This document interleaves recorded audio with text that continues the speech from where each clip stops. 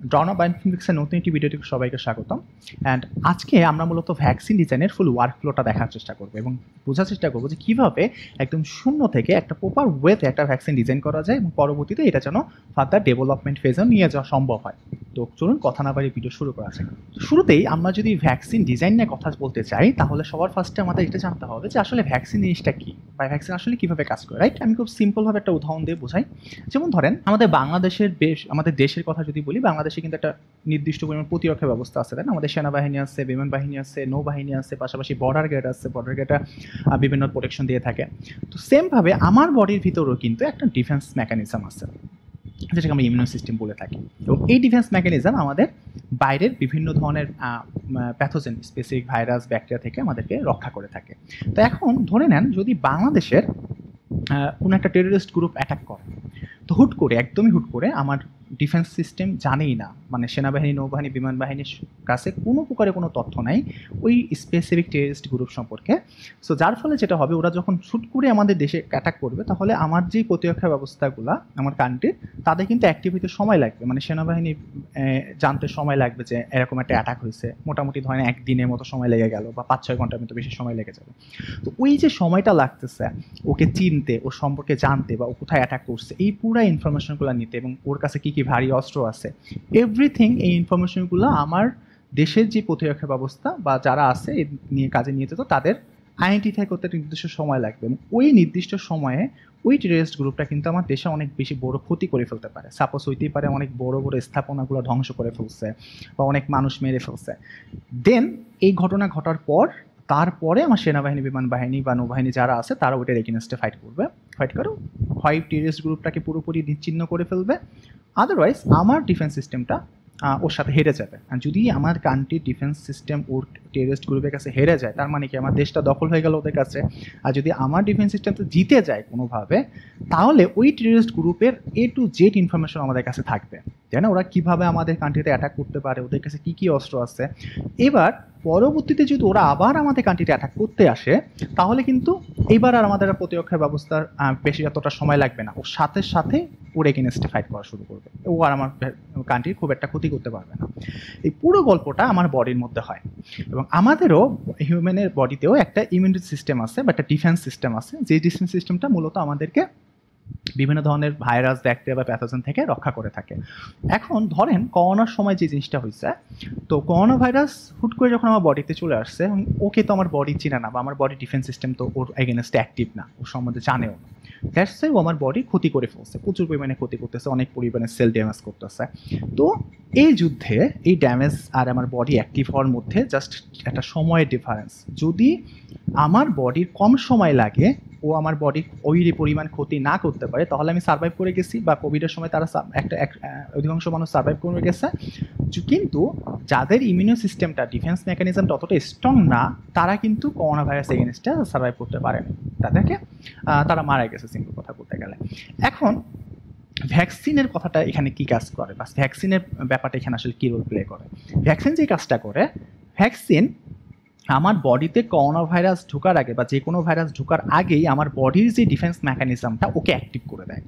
মানে আগে থেকেই করোনা ভাইরাসকে, সাপোজ ধরেন করোনা ভাইরাস একটা ছবি আমার বডিকে দেখানো হচ্ছে যে দেখো এইটা একটা ভাইরাস, ও তোমার জন্য অনেক বেশি ক্ষতিকর, তো তুমি ওর এই অস্ত্র আছে, এইভাবে তোমাকে অ্যাটাক করতে পারে, তুমি এর এগেনস্টে আগে থেকে অ্যাক্টিভ হয়ে থাকো। Okay fine. তো আমার বডি কী করবে? ভ্যাকসিনের থ্রুতে যেহেতু এই ইনফরমেশন সে পেয়ে গেল, ও কী করবে? ওর বডি মেকানিজমটা এইভাবে তৈরি করে ফেলবে। আমাদের বি সেল তৈরি হবে, আমাদের অ্যান্টিবডি তৈরি হবে, আমাদের মেমোরি সেল তৈরি হবে এটা এগেনস্টে, যাতে করে করোনা ভাইরাস বা যে কোনো ভাইরাস যখন আমাকে অ্যাটাক করবে, স্পেসিফিক পার্টিকুলার ভাইরাস এগেনস্টে আমার বডি রেসপন্স করবে। বেসিক ফান্ডামেন্টাল কনসেপ্ট এইটা। এখন এখানে ভ্যাকসিনের ব্যাপারটা তো আমি বললাম, এখন এখানে ভ্যাকসিন ডিজাইনের বিষয়টা কেন আসতেছে, ডিজাইনের কাজটা কি একটু লক্ষ্য করে দেখেন। যে কোভিডের টাইমে একটা ভ্যাকসিন যতটা ফাস্ট আমাদের মার্কেটে আসছে বা আমার হাতে পেয়েছি, এত ফাস্ট কিন্তু একটা ভ্যাকসিন মার্কেটে আসে না, তাই না?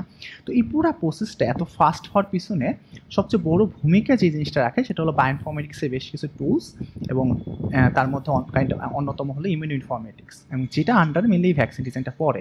আর এই ভ্যাকসিন ডিজাইনে আমরা যেটা করি, আমরা আগে থেকেই যখন আমাদের কাছে একটা ভ্যাকসিনের সিকোয়েন্স আসে, বা একটা ভ্যাকসিন সম্বন্ধে আমাদের একদম বেসিক নলেজ থাকে, তখনই আমরা এর এগেনস্টে একটা ভ্যাকসিন ডিজাইন করে ফেলতে পারি।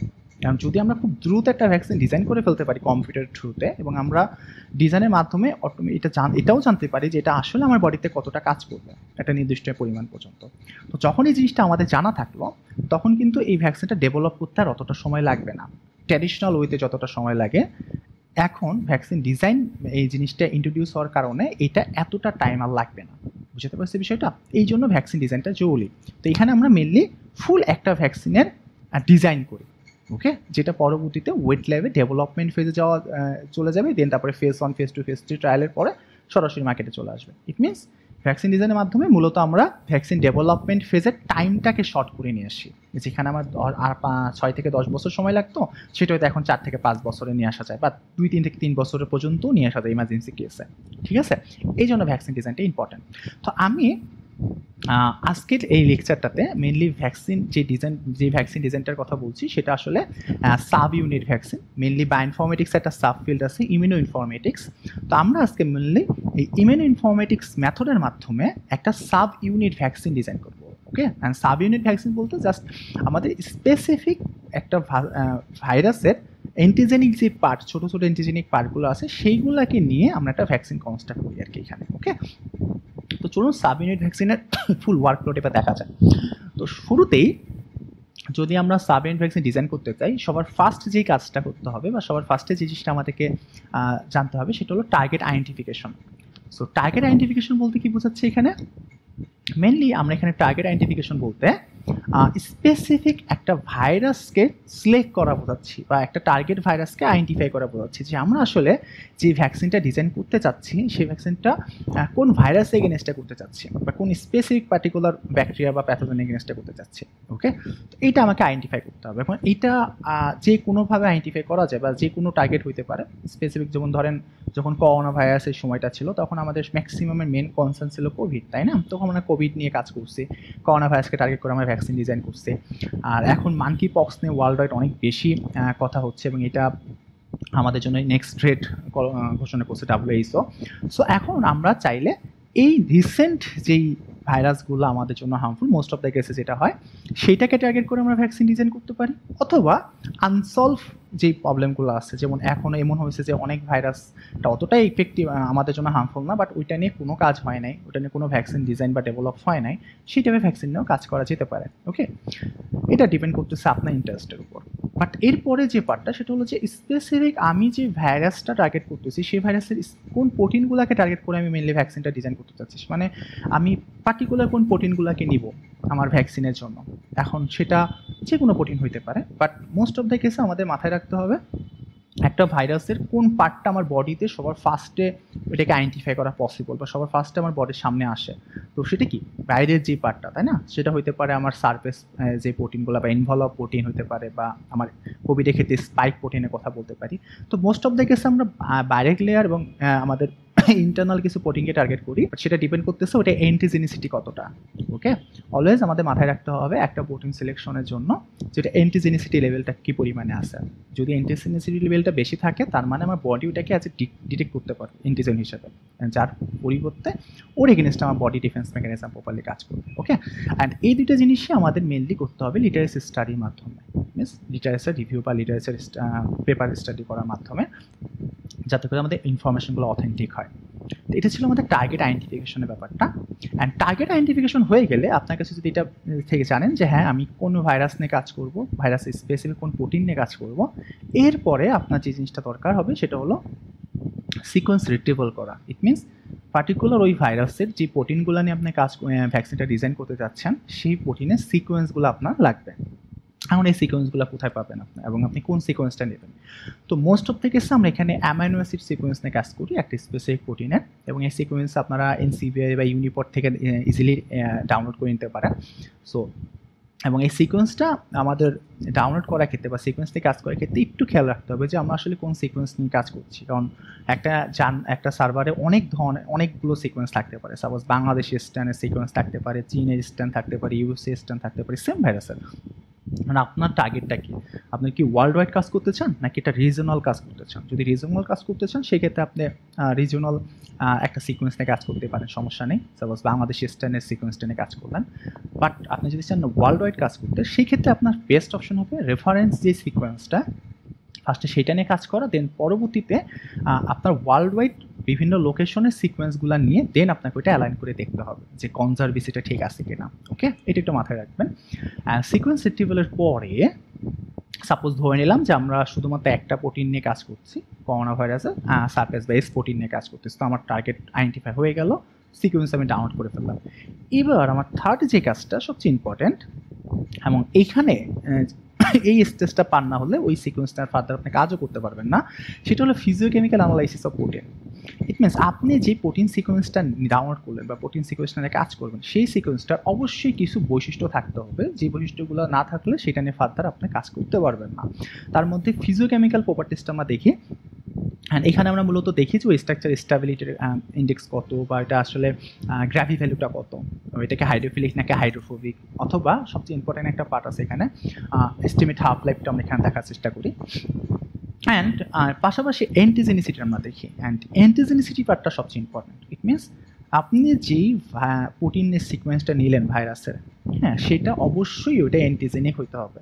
যদি এই অ্যান্টিজেনিসিটি পাস না করে ওই প্রোটিন সিকোয়েন্সটা, তাহলে এটা নিয়ে ফার্দার ভ্যাকসিন ডিজাইনের কাজটা করাটা ঠিক হবে না। ওকে, তবু যদিও কিছু কিছু ক্ষেত্রে আমরা এটা নিয়ে কাজ করি। তো অ্যান্টিজেনিসিটিটা পাস করা কেন ইম্পর্টেন্ট?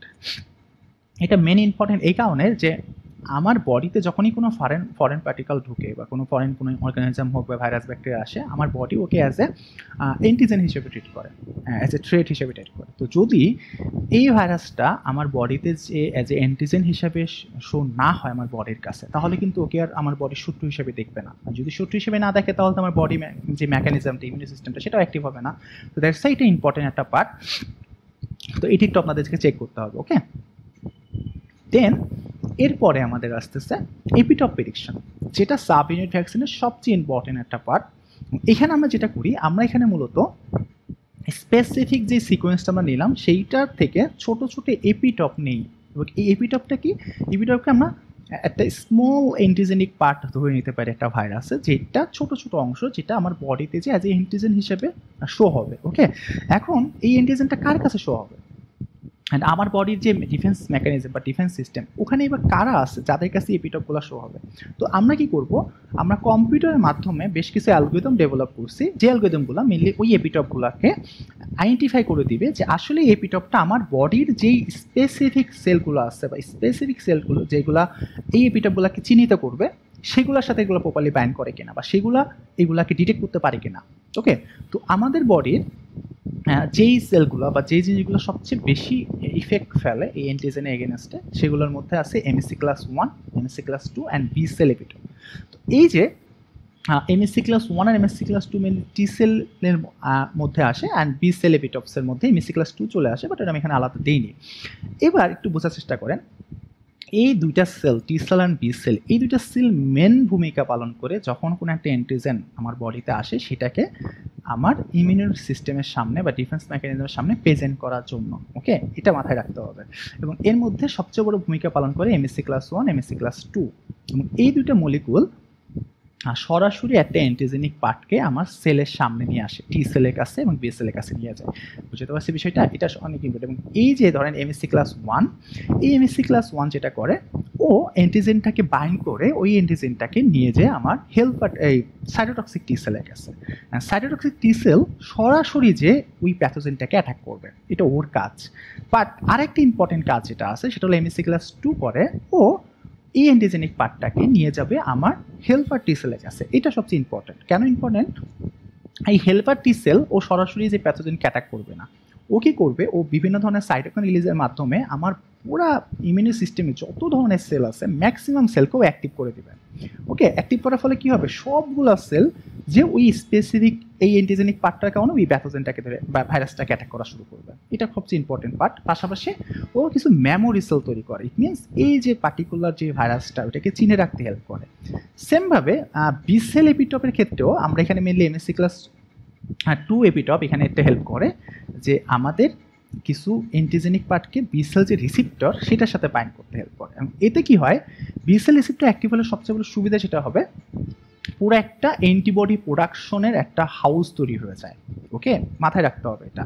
তো বি সেল মেনলি যখনই আমার অ্যান্টিবডি তৈরি হাউসটা তৈরি করে, তার ফলে কি হয়, স্পেসিফিক পার্টিকুলার অ্যান্টিজেনের এগেনস্টে প্রচুর পরিমাণে অ্যান্টিবডি তৈরি হয়ে থাকে। অ্যান্ড এই অ্যান্টিবডি মেনলি ওই স্পেসিফিক ভাইরাসটাকে কিল করতে হেল্প করে। ওকে, একদম ইনিশিয়াল যে হেল্পটা যেটাকে বলা হয়। সো দ্যাটস ওয়াই এই এপিটপগুলো প্রেডিক্ট করা ইম্পর্টেন্ট, মানে কোন এপিটপগুলো আসলে MSC1 MSC2 and B sell রিসিপ্টরের সাথে প্রপারলি বাইন্ড করতেছে সেটা আমাদেরকে এখানে আইডেন্টিফাই করতে হয়। এখন যে এপিটপগুলো MSC1 MSC2 আর বি সেল রিসিপ্টরের সাথে প্রপার ওয়েতে বাইন্ড করবে না বা প্রপার ওয়েতে ইন্টারেক্ট করবে না, তার মানে কি দাঁড়াচ্ছে, সেই এপিটপগুলো আমার বডির যে ডিফেন্স মেকানিজম সেটা সামনে শো হবে না। আর যদি ওর সামনে শো না হয় তাহলে তো চিনতে পারবে না, তাই না? আর এপিটপ চিনতে না পারলে ফুল প্যাথোজেনটা চেনা প্রশ্নে ওঠে না।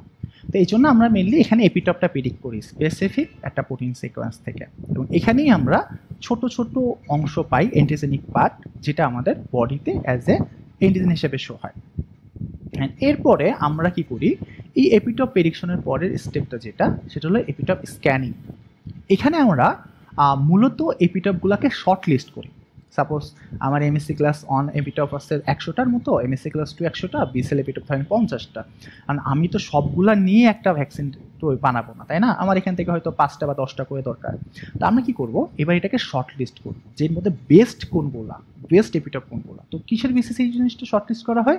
এর মধ্যে সবচেয়ে ফার্স্টে যে জিনিসটা দেখা হয় অ্যান্টিজেনিসিটি। মিনস এই যে এপিটপগুলো আমি পেলাম প্রেডিক্ট করে, এগুলো অ্যান্টিজেনিসিটি লেভেল কত। যদি এগুলো অ্যান্টিজেনিসিটি লেভেল হাই হয়, তার মানে এটা আমার বডিতে যে ভালোভাবে কাজ করবে, আমার বডি ডিফেন্স মেকানিজম ওকে খুব দ্রুত আইডেন্টিফাই করতে পারবে।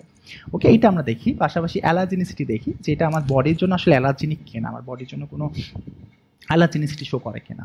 দেন আমরা টক্সিসিটি দেখি, যে আমার বডির জন্য টক্সিক কিনা। কারণ যদি এপিটপগুলো টক্সিক হয়, আমার পরবর্তীতে যখন ভ্যাকসিন কনস্ট্রাক্ট করি সেটা আমার বডির জন্য টক্সিক হবে। অ্যান্ড টক্সিক হলে পরে আমার পরবর্তীতে আমার বডির জন্য সমস্যা ক্রিয়েট করবে। অ্যান্ড তারপরে মোস্ট ইম্পর্টেন্ট যে জিনিসটা, এই দুটো জিনিস কনজারভেসিটা আমরা দেখার চেষ্টা করি। ইট মিনস এই যে এপিটপগুলো আমি নিলাম, এগুলো আসলে কনজার্ভ কিনা। এটা বিভিন্নভাবে দেখা যায়। যেমন ধরেন আপনি যদি ওয়ার্ল্ড ওয়াইড পপুলেশন টার্গেট করে একটা ভ্যাকসিন ডিজাইন করতে চান, তো সেই ক্ষেত্রে আপনাকে ম্যাক্সিমাম লোকেশনের সিকোয়েন্স নিতে হবে, এবং সেই সিকোয়েন্সগুলোর অ্যালাইন করে দেখতে হবে যে আপনি যে এপিটপগুলো নিচ্ছেন সেই এপিটপগুলো কনজার্ভ রিজনের মধ্যে পড়ে কিনা। ওকে, যদি কনজার্ভ রিজনের মধ্যে না পড়ে, তাহলে কিন্তু আপনার এই ভ্যাকসিনটা ফুল পপুলেশনের জন্য কাজ করবে না। খুব ছোট একটা উদাহরণ দিই, তাহলে আপনাদের হয়তো বুঝতে সুবিধা হবে। ধরেন USA বেসড একটা কোম্পানি ভ্যাকসিন ডিজাইন এবং ডেভেলপ করতেছে, রাইট? এখন ওরা ওয়ার্ল্ডের শুধুমাত্র USA অ্যান্ড ইউরোপিয়ান যে কান্ট্রিগুলো আছে, এই কান্ট্রিগুলো থেকে সিকোয়েন্স নিল, সিকোয়েন্স নিয়ে ওইগুলো অ্যালাইন করে ওখানে কনজারভেশন ধরে ওরা একটা ভ্যাকসিন কনস্ট্রাক্ট করে ফেললো, ভ্যাকসিনটা ডেভেলপ করে ফেললো। এখন এটা একটা চান্স আছে যে ওই ভ্যাকসিনটা আমাদের কান্ট্রিতে কাজ করবে না। কেন কাজ করবে না? কারণ আমাদের কান্ট্রির যে ভাইরাস স্ট্যান্ডটা আছে বা এর মধ্যে যে পরিমাণ মিউটেশন হয়েছে, যে জায়গায় মিউটেশন হয়েছে, এটা ম্যান্ডেটরি না যে USA ইউরোপীয় সেম জায়গাতে সেম মিউটেশনটা হবে। এটা একটা মাথায় রাখতে হবে। তো যেহেতু এই পপুলেশন কাভারেজটা হয় নাই, তার মানে কিন্তু আমার ওয়ার্ল্ড ওয়াইড ওই ভ্যাকসিনটা কাজ করবে না। সো দ্যাটস ওয়াই আপনার টার্গেট যদি ওয়ার্ল্ড ওয়াইড ভ্যাকসিনটা কাজ করে এরকম হয়, সেক্ষেত্রে আপনাকে অবশ্যই কনজারভেসি ব্যাপারটা চেক করতে হবে। ওকে, অ্যান্ড তারপরে আছে হোমোলজিটা। হোমোলজি সার্চিংয়ে মেনলি আমরা দেখার চেষ্টা করি যে এই যে ছোটো ছোটো এপিটপ নিলাম, এগুলো তো খুব ছোটো ছোটো সিকোয়েন্স। তো এই সিকোয়েন্সগুলো আমার বডির কোনো পার্টিকুলার অ্যামাইনো অ্যাসিড সিকোয়েন্সের সাথে মিলে যায় কিনা। যদি আমাদের হিউম্যানের সাথে 100% হোমোলজি হয়ে যায়, তার মানে কি আমার বডি ওকে কিন্তু আলাদা বাইরের কোনো ফরেন পার্টিকেল কল্পনা করবে না, ও নিজের সিকোয়েন্স কল্পনা করবে। দ্যাটস আমরা এই জিনিসটা ব্লাস্ট করার মাধ্যমে চেক করে দেখি। তো এই অ্যানালাইসিসগুলোর মাধ্যমে বা স্পেসিফিক এই জিনিসগুলো চেক করার মাধ্যমে আমরা বেস্ট এপিটপগুলো সিলেক্ট করে নিই, যেগুলো সবচেয়ে ভালো। অ্যান্ড এর মধ্যে অ্যান্টিজেনিসিটিটা সবচেয়ে ইম্পর্টেন্ট, এটা তো মাথায় রাখবেন। আদারওয়াইজ কিন্তু এটা আমাদের বডিতে কাজ করবে না। ঠিক আছে? তো এটা ছিল আমাদের এপিটপ স্ক্যানিং। এখন ধরেন আপনার এপিটপ স্ক্যানিং হয়ে গেছে, আপনি MSc ক্লাস 1 ধরেন 60টার মতো এপিটপ নিয়েছেন, MSc ক্লাস 2 60টা, বি সেল এপিটপ ধরেন 5টা নিয়েছেন। এবার আপনার কাজ হবে এই যে ছোটো ছোটো অংশগুলো, ছোটো ছোটো এপিটপগুলো, এগুলোকে একত্রিত করে একটা ভ্যাকসিন কনস্ট্রাক্ট করা, মানে ফুল একটা সিকোয়েন্স তৈরি করা। এবার আপনার ফার্স্ট আপনার টার্গেট কাজ হবে। তো এটার জন্য আপনাকে দুইটা জিনিসের হেল্প লাগবে। এক হলো লিঙ্কার, এবং এই লিঙ্কার একটা ছোট সিকোয়েন্স, সাপোজ এ হইতে পারে, কে হইতে পারে, ওকে, বিভিন্ন ধরনের ছোটো ছোটো সিকোয়েন্স যেটা যে লিঙ্ক করে।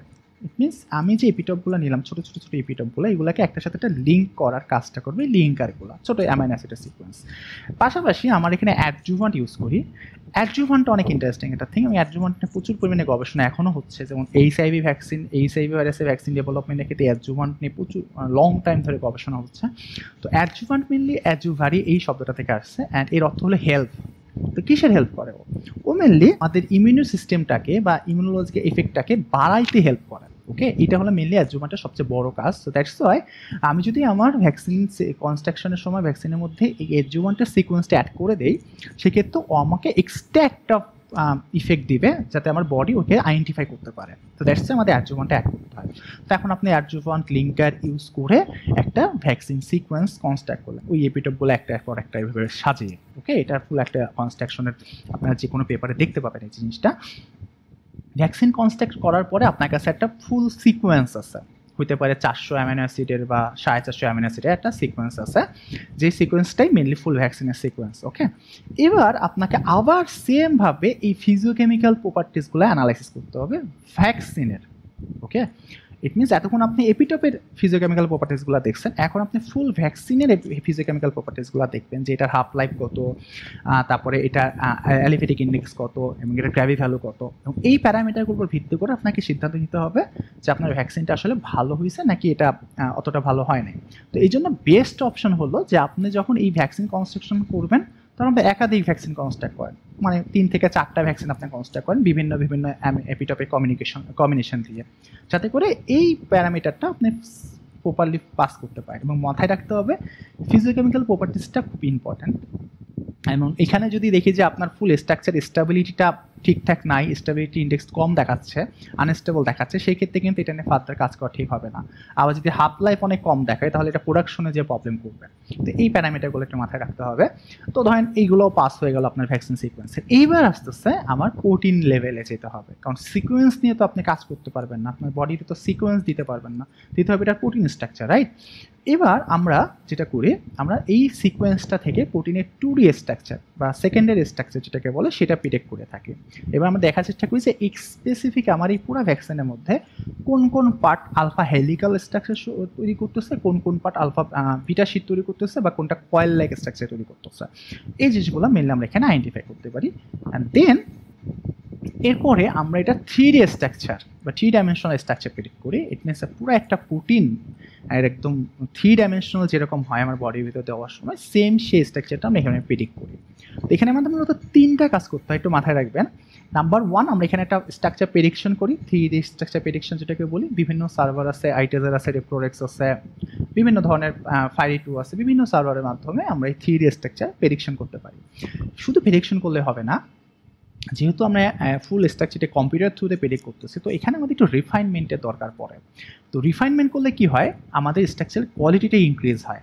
ওকে, সো আমরা স্ট্রাকচারে প্রেডিকশন করার পরে 1 বার থেকে 2 বার গ্ল্যাক্সওয়েব বা বিভিন্ন সার্ভারের মাধ্যমে এটা রিফাইন করি, যাতে কোয়ালিটিটা একটু ভালো হয়। দেন তারপর আমরা ভ্যালিডেট করি বা ভ্যালিডেশনটা করি, রামাচন্দ্র প্লট বিভিন্ন জেড ভ্যালু স্কোরের মাধ্যমে আমরা এটা 3D স্ট্রাকচারের কোয়ালিটিটা ইনশিওর করি যে এটা আসলে কতটুকু ভালো বা এটা নিয়ে ফার্দার কাজ করা যাবে কিনা। তো রামাচন্দ্রন প্লটের ভ্যালু দেখে, জেড স্কোর দেখে আমরা সিদ্ধান্ত আসি যে হ্যাঁ আমাদের 3D স্ট্রাকচার ঠিক আছে। তো আমাদের ভ্যাকসিনের 3D স্ট্রাকচার হয়ে গেল।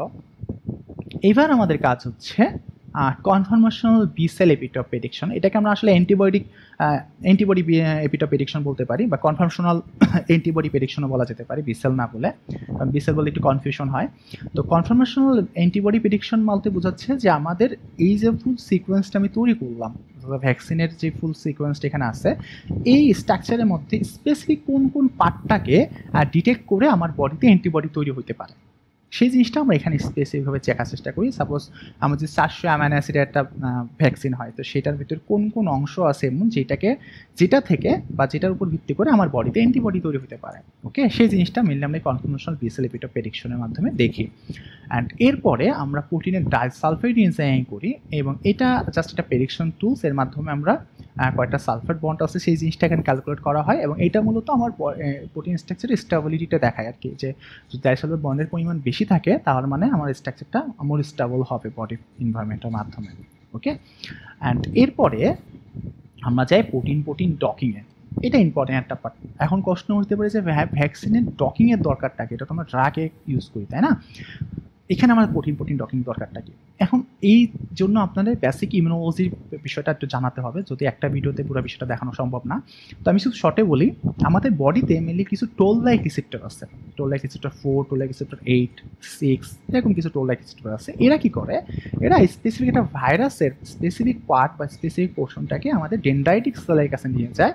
আর ডেনড্রাইটিক সেলের মেন কাজ হলো ওইটাকে চপ করা বা ছোটো ছোটো পিস করা, ছোটো আমি ইপিটাবে যে কথা বললাম, এবং ওই পেজগুলোকে MSC1 MSC2 কাছে প্রেজেন্ট করা, মেন কাজটা এটা। সো আমরা এখানে এই ফুল ভ্যাকসিন স্ট্রাকচারটা আমার টোল লাইক রিসেপ্টর 4 এর সাথে বাইন্ড করছে কিনা, বা এখানে কিছু অ্যালিলো ইউজ করা যেতে পারে তাদের সাথে বাইন্ড করছে কিনা, সেটা আমরা দেখি। বাইন্ড করা মানে হলো এটা মোটামুটি শিওর ডেনড্রাইটিক সেলে যাবে, এটা MSC1 MSC2 সামনে প্রেজেন্ট হবে, এটা কনফার্মেশন আমরা পাই এইভাবে। দ্যাটস ওয়াই আমরা এখানে বিভিন্ন ধরনের টোল লাইক রিসেপ্টর এর সাথে বাইন্ড করাই। মোস্ট অফ দ্য কেসে টোল লাইক রিসেপ্টর 4 আর 8 ইউজ করা হয়। তো এখানে স্পেসিফিক আমার বডির একটা particular protein toll like receptor 4 জুড়ে নিলাম, অ্যান্ড আমার ভ্যাকসিন স্ট্রাকচারটা দুইটাকে আমরা ডক করে বাইন্ড করে দেখি এটা বাইন্ডিংটা ঠিকঠাক আছে কিনা। যদি বাইন্ডিংটা প্রপারলি হয় তার মানে আমরা মোটামুটি শিওর হতে পারি ইয়েস এটা আমার ইমিউনো সিস্টেমে যে কাজ করবে। ওকে, অ্যান্ড ডকিং করার পরের যে স্টেপটা সেটা হলো মলিকুলার ডাইনামিক সিমুলেশন। এবং খেয়াল করে দেখবেন মলিকুলার ডাইনামিক সিমুলেশনটা কিন্তু আমার ড্রাগ ডিজাইনের মধ্যেও ছিল, প্রসেসটা সেম, কিন্তু এখানে কনসেপ্টটা একটু আলাদা।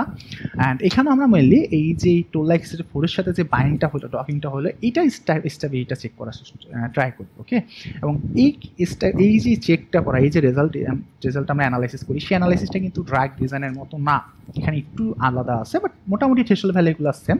তো মলিকুলার ডাইনামিক সিমুলেশনের মাধ্যমে মেনলি আমরা আসলে যেটা দেখি, যদি একদম নতুন যারা তাদের জন্য বলছি, যে একটা ফুল হিউম্যান বডি লাইক এনভায়রনমেন্টের মধ্যে এই প্রোটিন ইন্টারাকশনটা আসলে কেমন হবে। কারণ এই যে এখানে আমি যে ডকিংটা করলাম, এটা কিন্তু কোনো হিউম্যান লাইক বডির মধ্যে করা না, ভার্চুয়ালি করা, রাইট, একটা ভ্যাকুয়ামের মধ্যে করা, কল্পনা করতে পারেন।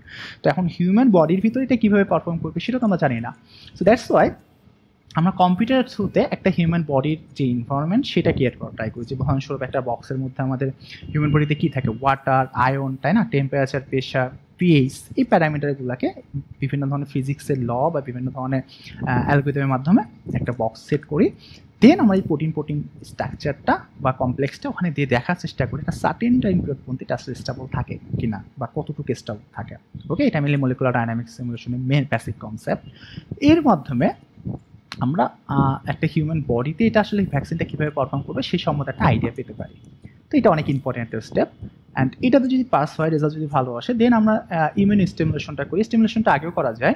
ইমিউন স্টিমুলেশনে মেনলি আমরা দেখি যে এই ভ্যাকসিনটা আমার বডিতে যে আসলে প্রপারলি কাজ করবে কিনা, বা এটা কী পরিমাণ সাইটোকাইন রিলিজ করতেছে। সাপোজ আমি এখানে 3টা বা 2টা ডোজ ফিক্স করে দিতে পারি 3 মাস বা 20-28 দিন পর পর। তো সেই অনুযায়ী যেই ডোজটা আমি ফিক্স করবো, সেই ডোজ অনুযায়ী আমার বডিতে রেসপন্স কেমন ক্রিয়েট করতেছে, কী পরিমাণ আমার সাপোজ টি সেল তৈরি হচ্ছে এটা এগেনস্টে, কী পরিমাণ অ্যান্টিবডি তৈরি হচ্ছে বা সাইটোকাইন রিলিজ হচ্ছে, সেই জিনিসগুলো অনেকগুলো অ্যানালাইসিস এখানে করা যায়।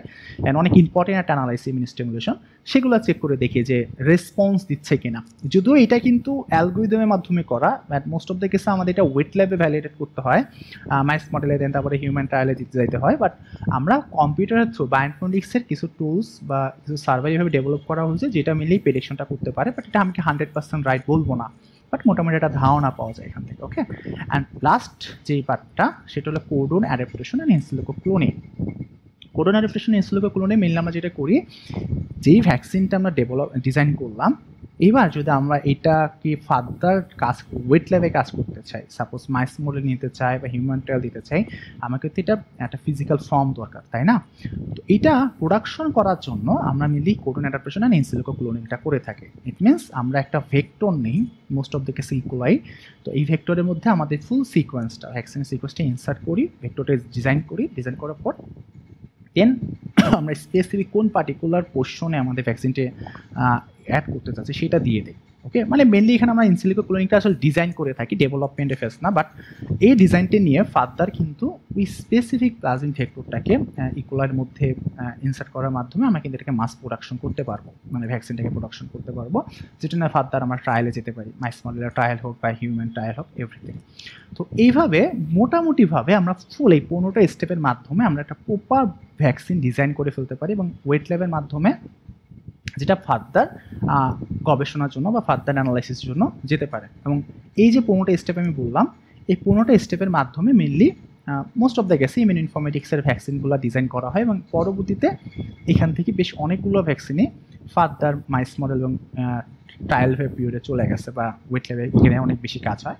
বাট ওভারঅল এই 15টা স্টেপ করার পরে কিন্তু খুব ভালো মানের আপনাদের একটা প্রজেক্ট কমপ্লিট করা পসিবল ভ্যাকসিন ডিজাইনের, যেখান থেকে বেশ ভালো কিছু রিসার্চ আর্টিকেল পাবলিশ করা সম্ভব এখান থেকে, এবং বেশ ভালো ভালো জার্নালাইজ আপনারা যদি খেয়াল করে দেখেন scientific report, natural scientific reports আছে, পলসন আছে, এইসব জার্নালে অনেকগুলো ভ্যাকসিন ডিজাইনের কাজ আছে। ওকে, সো এটা ছিল মেন ফুল ভ্যাকসিন ডিজাইনের ফুল ওয়ার্কফ্লোটা, অ্যান্ড আশা করি ওয়ার্কফ্লোটা আপনাদেরকে হেল্প করবে ফার্দার যদি আপনারা ভ্যাকসিন ডিজাইনে কাজ করতেছেন। অ্যান্ড পাশাপাশি আমাদের ডন অফ বায়োইনফরমেটিক্স লিমিটেড বাংলাদেশের পক্ষ থেকেও ভ্যাকসিন ডিজাইনের কোর্স লঞ্চ করা হয়। যদি আপনারা হাইলি ইন্টারেস্ট হন তাহলে সেই কোর্সে এনরোল করতে পারেন, অ্যান্ড ওখানে ফুল আপনাদের ভ্যাকসিন ডিজাইনের যা স্টেপ দেখানো হলো সবগুলোই হাতে কলমে আপনাদেরকে শেখানো হবে, পাশাপাশি প্রজেক্টও থাকছে। সবাইকে অসংখ্য ধন্যবাদ এতক্ষণ আমার ভিডিওটা দেখার জন্য। সবাই ভালো থাকবেন, অ্যান্ড অবশ্যই ডন অফ বায়োইনফরমেটিক্সের ইউটিউব চ্যানেল অ্যান্ড ফেসবুক পেজটা ফলো করবেন।